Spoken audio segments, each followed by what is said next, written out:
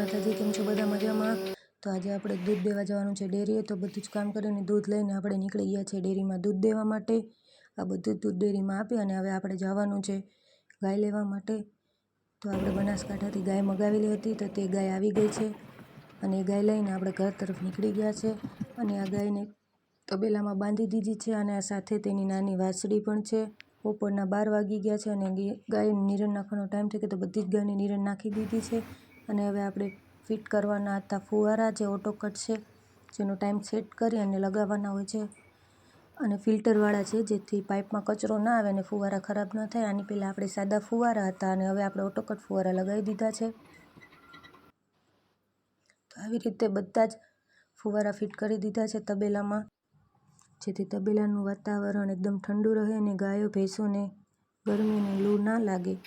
તો વિડીયો ગમ્યો હોય તો લાઈક કરજો, ચેનલને સબસ્ક્રાઈબ કરજો. તો મળીએ આપણે નેક્સ્ટ વિડીયોમાં.